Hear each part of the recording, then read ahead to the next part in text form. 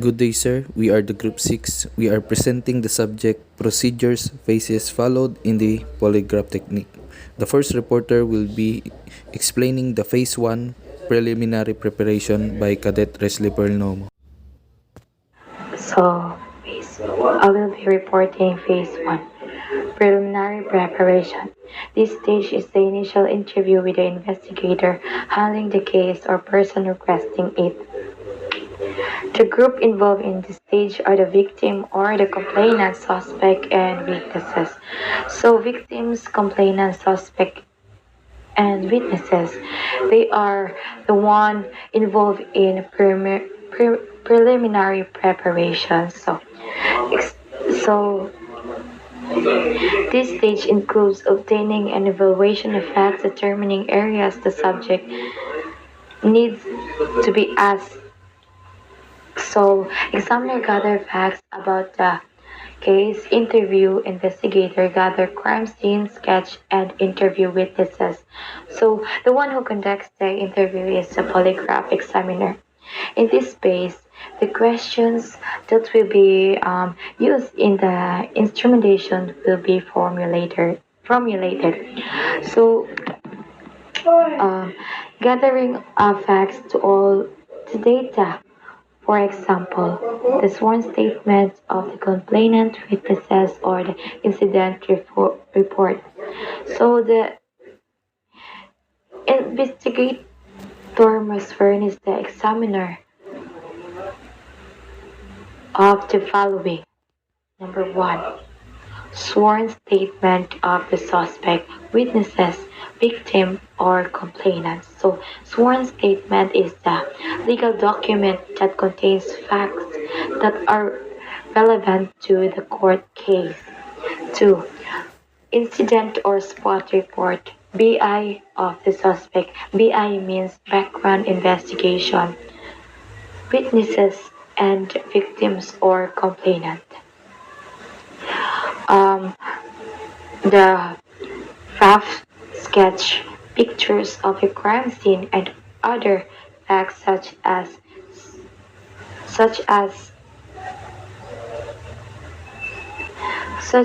other facts of specific article and exact amount of money stolen.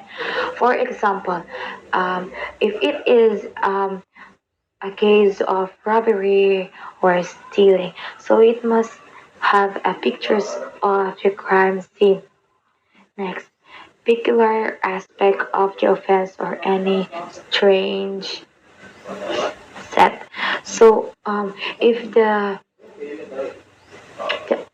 the unusual na pangyayari na um, ini inilabas, it is an unusual, so peculiar aspect. Next, the exact time the offense was committed. Next is known facts about the suspect's action or movement. Facts indicating any connection between the suspect, victims, and witnesses. So you have to know the what is the connection of the witness. If they are relative, brother, sister, uncles, or any of it, you must know if he or she has a connection to it. So exact types of weapon, tool, or firearms used. So you should know what types of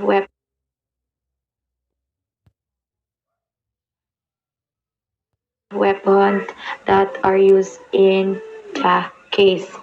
Result of laboratory tests,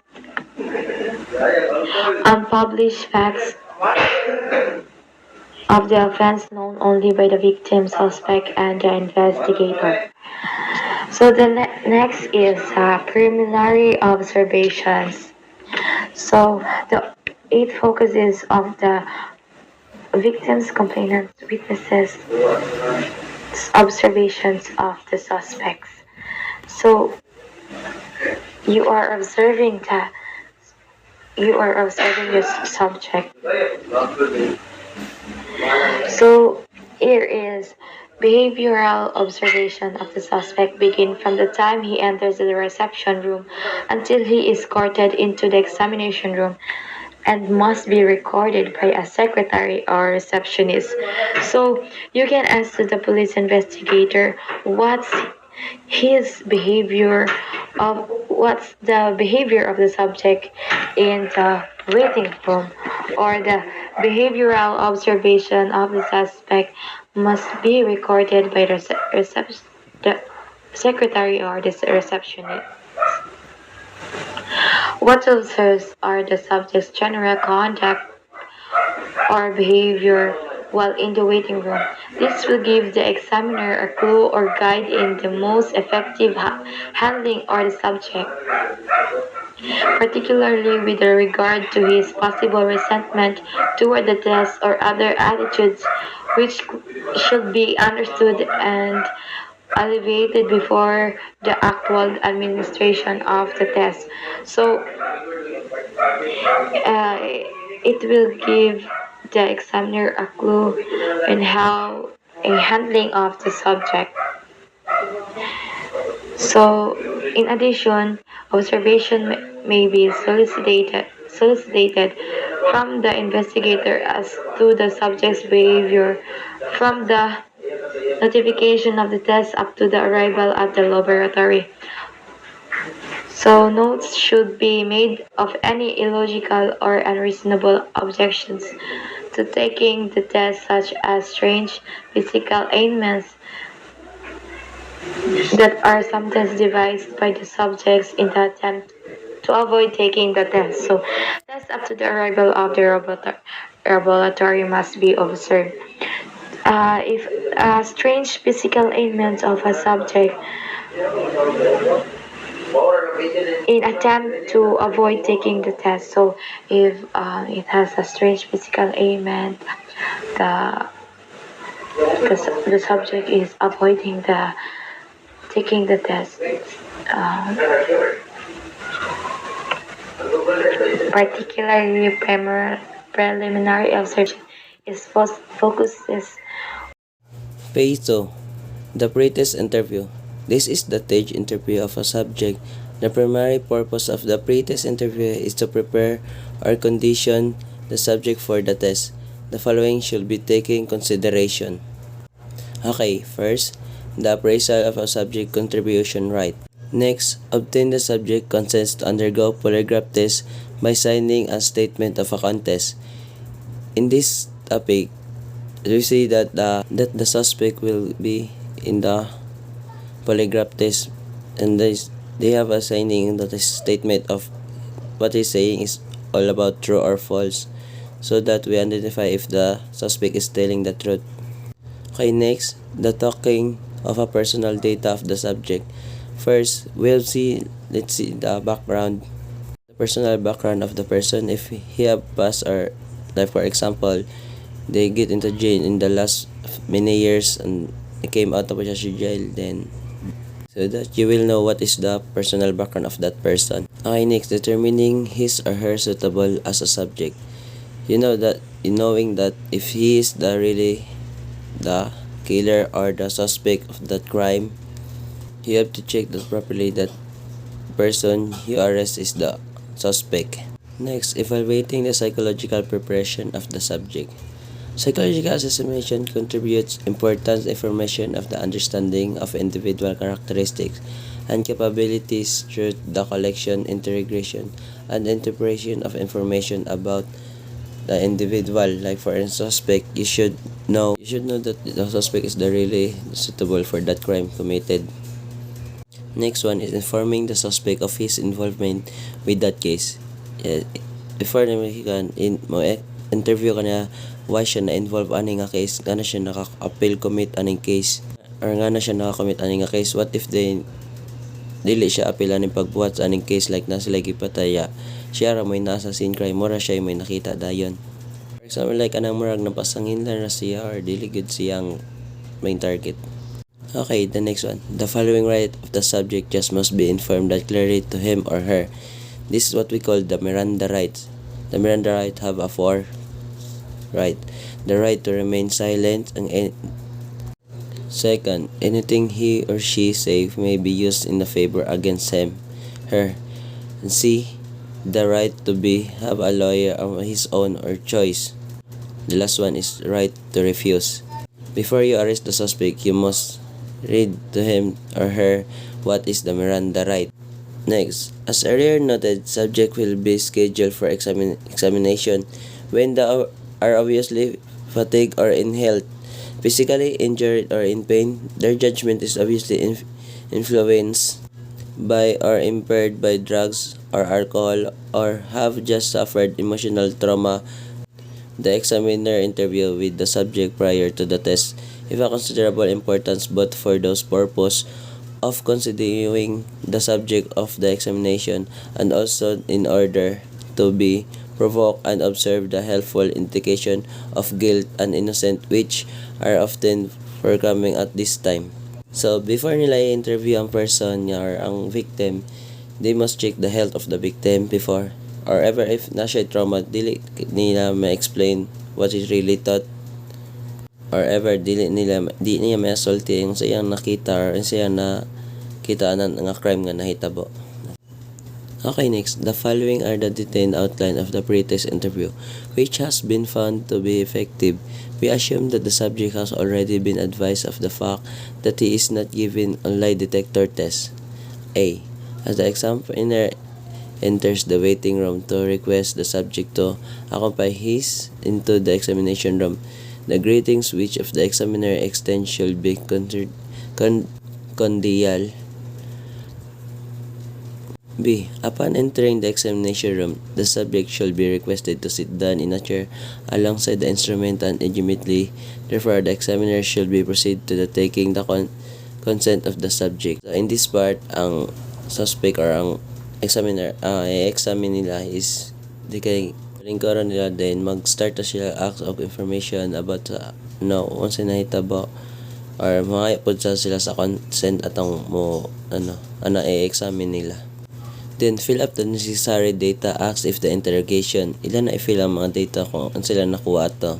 Afterwards, inquired from the subject whether he has been a lie detector test before. No further comment shall be made by the examiner, but he should listen carefully to whatever the subject himself may say.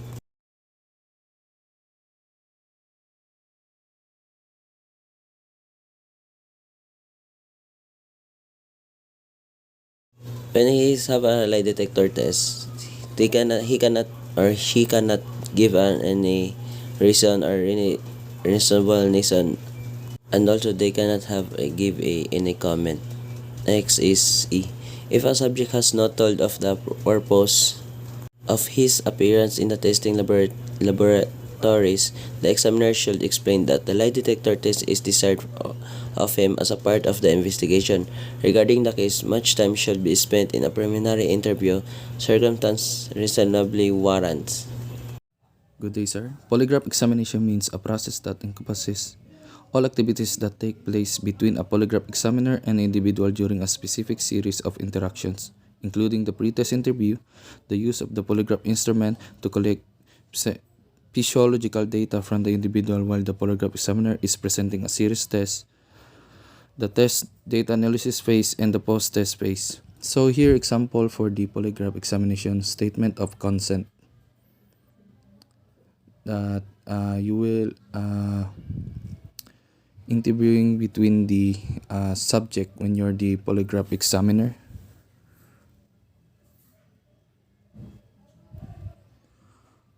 So the next is the example for pre-test interview form.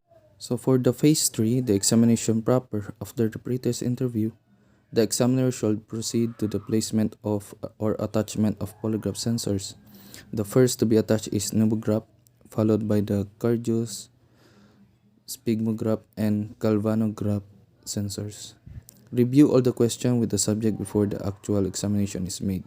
The examiner should discourage any comments or statement by the subject. Test instrument must be given to the This instrument must be given to the subject upon completion of the necessary preliminary preparation.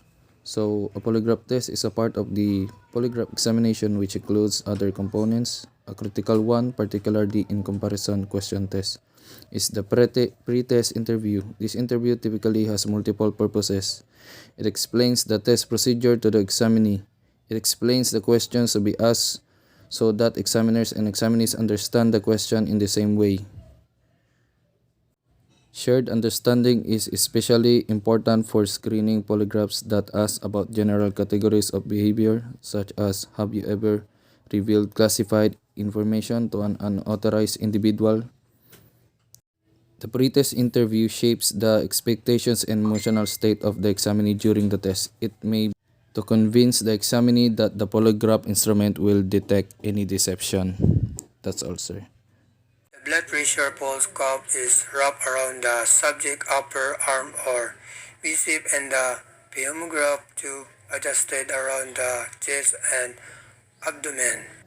So, to block the flow of the blood in your artery, the cuff is wrapped around your upper arm and then inflated. You must pay attention to the blood pump through the artery as the cuff slowly brings down.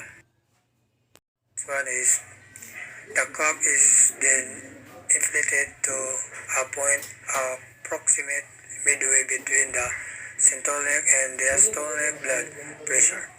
That is midway between the pressure produced by the output action of the heart and that maintained at the time of the heart intake action. So the cuff pressure is quickly inflated and then air is slowly released, causing the pressure to rapidly decrease. For instance, with each heartbeat, the individual using the stethoscope will start to heart sounds. So the third one is the synchronous motor carrying the paper upon which blood pressure, pulse, respiration recording are made is then set in motion. The motor being so timid that the paper moves along at the rate of 6 to 12 inches per minute. Then 10 to 15 seconds after the instrument has been set in motion, the ink-filled pins of the instrument are permitted to make their blood pressure, pulse, respiration tracing before the question are asked of the subject. So the next one is during the test the subject is informed that he will be asked several questions which shall be answered by either yes or no only and that they are so straight to the point. So during the test naman joy mangutana nimo question and you need to answer to that question. So honestly, para kabalo sila unsay nabati nimo para kabalo sila unsaon pag-respond or take action regarding to your answer. So the last one is approximately 5 to 10 seconds after this instruction. First question is asked and then the other question. Follow after or at the interval of 15 or 20 seconds. Take note, the question may be written in advance of the test or in the course of the test. During the interval between the asking of each question, the phraseology of the test question is an extremely important aspect of the examination. The question and very word used in the question must be ambiguous, unequivocal, and thoroughly understandable by the subject. The question must be stated as simply as possible and with a complete evidence of the source the encourage us, did you shoot him and then run into the house? All questions must have only a single meaning. Avoid lengthy question and avoid legal terms such as as rape, murder, embezzlement. So, limiting scope of question. The, the relevant test question used in any examination shall be confined to a single case investigation. The polygraph technique is not effective for stimulation testing regarding two or more unrelated occurrences with all the gadgets attached to the body of the subject. The instrument will start running by applying pressure on a button. The subject then will be asked to answer the following standard test question. Relevant question. Unrelated immaterial question. These are questions which have no bearing to the case under investigation. Relevant question. Related immaterial question. These are questions pertaining to the issue under investigation. It is equally important to limit the number of relevant questions to avoid discomfort to the subject. Relevant question must be very specific to obtain an accurate result. Third question. These are questions unrelated to the matter under investigation but are of similar nature, although less serious as compared to those relevant questions. Under investigation, the use of control question is considered by many polygraphists to be the most reliable and effective question technique. These are usually as if there is doubt in the interpretation of the subject response to relevant and irrelevant questions. The stimulation test.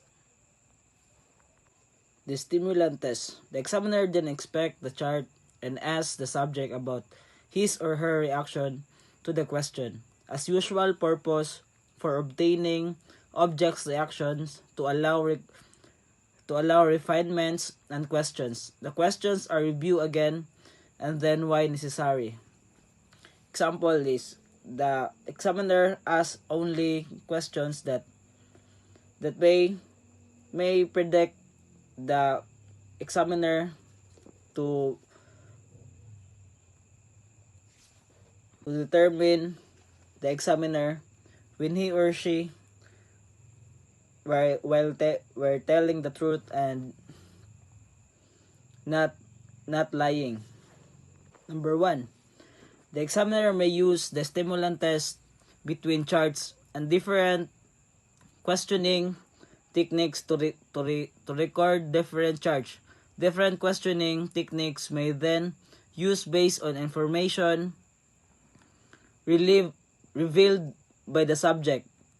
In most techniques, any new questions would be discussed with the subject before being asked. It should be using of techniques for the question before you ask the examiner to determine and to verify him or her when he or she telling the truth or not. It should be different techniques that you use. It should be based on the information that you given. It based on their reactions and etc. It should be based on the information that you given. It based on their reactions. Number 2. Polygraph examiner typically conduct what is known as stimulation or STEM test designed to further evidence subject or accuracy of the polygraph examination. Stimulation tests are intended to reassure truthful subjects and provoke anxiety, deceive subjects. Their effect should be to increase differential responses of deceptive and non-deceptive subjects to different questions in the examinations.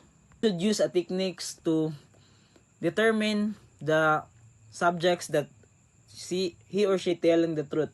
You should be accurate in questioning. Focus on the techniques and determine carefully to know them when he or she telling the truth. Number 3, stimulation tests increase the validity of polygraph examination. Although not actually a part of pre-test, stimulation tests can be given either before the first actual set of test questions or after the first chart has been recorded. It should be given direct to the subject. You should ask in the first test before it should be recorded. Number 4, the most common STEAM test is a number or a card test. A subject is instructed to select from a desk a card that has number word or a suit on the back or a right number within certain range. The examiner then may repeat a range of suits, number or a set of words, asking subjects if each is the concealed item. The suit number or word is actually concealed item, supposed to provoke greatest psychology response. Often the examiner will allow the subject, the polygram, etc. is the actual chart recordings further service subjects of the instrument's efficacy. Example of this is when you ask a question, it should be counting, like you repeat the questions and he or she not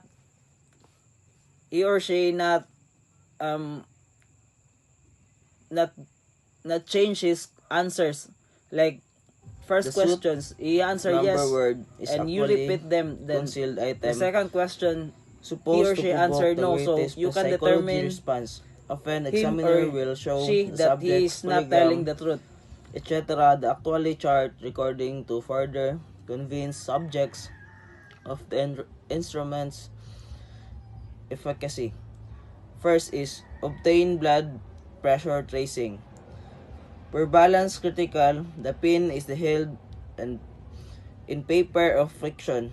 Inflate the pressure until you reach subject's means pressure. The means pressure is the midway between systolic and arithmetic mean pressure. Add the systolic and the systolic and the sum divided in by 2 to get the geometric mean pressure plus systolic.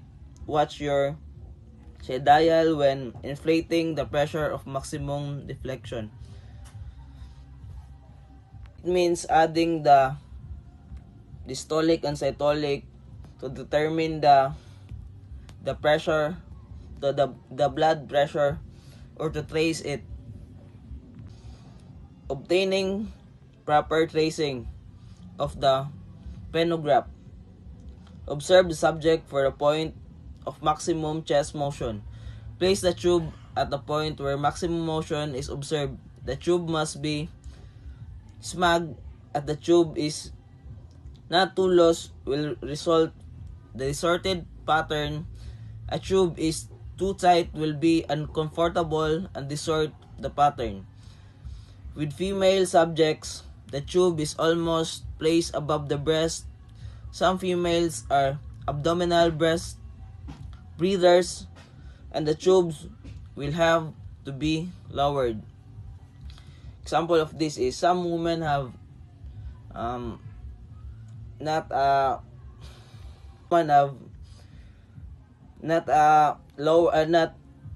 normal breather, so the tube will place above their breast.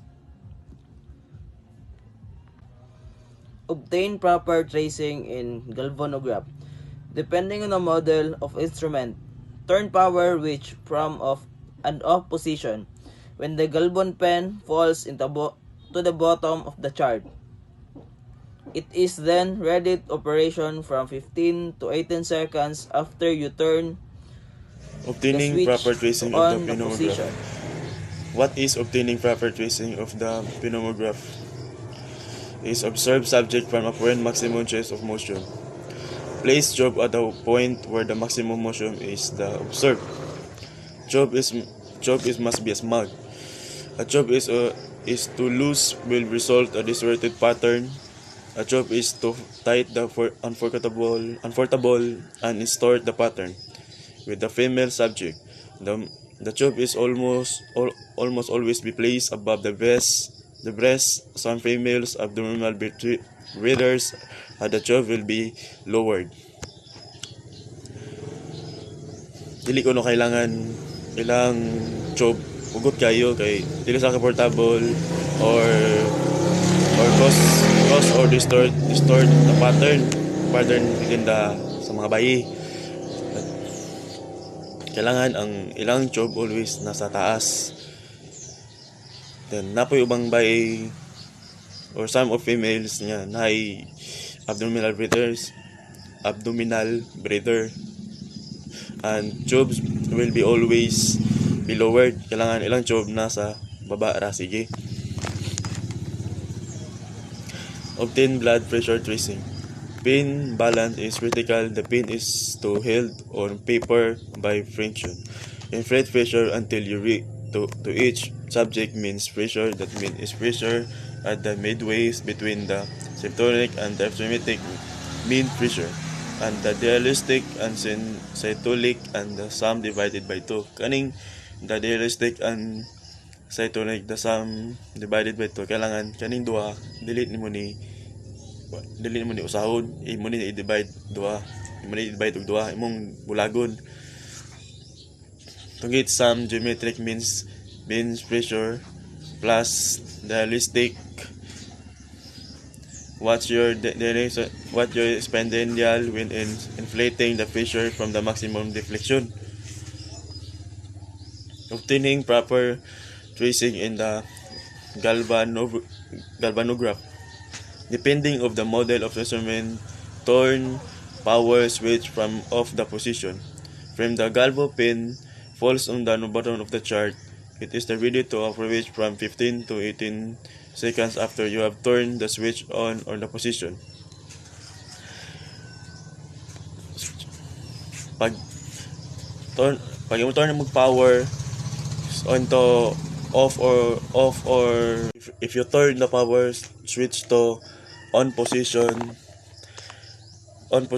when the galvo pin falls down the button, he is ready to opera to 15 to 18 seconds.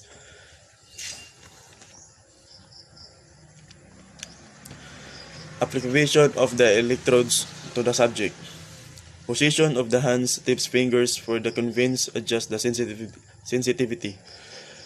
Position sa imong kamot, sa imong tumoy sa imong kamot fingers to convince the adjust, ikaw mo adjust kung asa ang sensitive sa parts. Sensitivity test. Have subject take a deep breath or touch subject's ear or neck or make a quick motion within subject line of vision. Technical production of tracing. The ascending limb pulse with causes the expansion of the article wall and an increased surface of pressure against the cuff boulder forcing air from the boulders through the tumbling of the tambour. The increasing air or volume in the tambour is increasing the pressure against the below and forced on the below forward. The forward movement provides from the movement of the fork and attach pen on the lateral clockwise or upward direction in the lateral clockwise upward direction of the chart surface.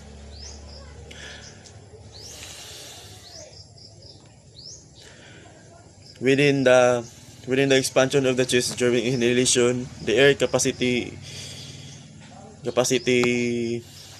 that the pneumograph tube is increased, creating a vacuum within the system, which is it reduces internal surface pressure against the below. Those movements below backwards, causing a lateral clockwise upward stroke of the pen.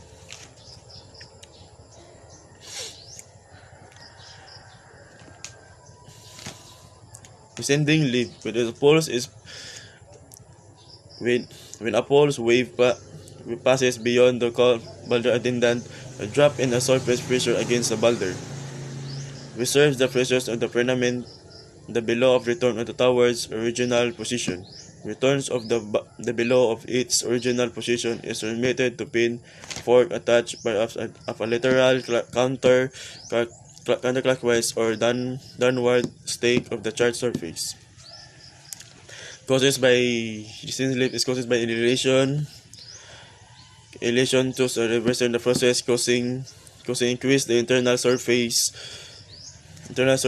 of pressure against the below, thus moving below of the tower's original position and producing a lateral counterclockwise or downward movement of the pin. Periodic notch. It is not is a caused by the minor secondary pulse wave passing under and beyond the blood pressure cuff. It is the wake of a subsiding primary wave which is momentary halts of the slowed down decreasing of the surface pressure against the boulders in turns causing a hesitation and the below movement of the towards of the original position. For the Galvot tracings, there are ascending limb and descending limb. In ascending limb, it is caused by the decrease of the subject resistance, which throws the established circuit out of balance and modifies the electric current flow through the magnetic field surrounding the pivot movement of the recording pen. In the descending limb, physical cause is caused by a reverse in the subject resistance toward the original position, thus bringing the circuit back toward balance, again producing a lateral, clockwise, or downward movement of the pen. In the mechanical cause, it is the fine coil springs attached to the pivot mountain pen cradle serve as counterbalance for pen movement either above or below the established base line and assist in returning the pen cradle to or towards the original position. What is standard computing rate? The standard computing rate is the graph paper is lined and spaced in seconds. It is moving under pens at a uniform rate of 6 inches per minute. Rate is kept uniform through a medium of synchronized motor. From one heavy material to vertical line constitute a 5-second period. It is also 1/2 inch. Count the bits inside and any 5-second scale multiply by 12. This gave you number of heartbeats and scale multiply by 12. This gave you number of heartbeats and any point in the test. For greater accuracy, you count the beats in 2 to 5 seconds are area multiplied by 6. In the phase 4, the post-test interview. This stage includes all consideration that bears on the examination. This is done just after the instrument is turned off. If the polygraph test result indicates deception, the examiner will then proceed to conduct short interrogation, the purpose of which is one to obtain confession. However, if the polygraph indicates that the subject is innocent, the examiner will release the subject cordially and thanks him or her for his or her cooperation. The purposes of further questioning after the test are: first, to clarify the findings; next, to learn if there are any other reasons for the subjects responding to a relevant question other than the knowledge of the crime; and next is to obtain additional information and an admission for law enforcement purposes. The result suggests deceptions. That's all. Thank you.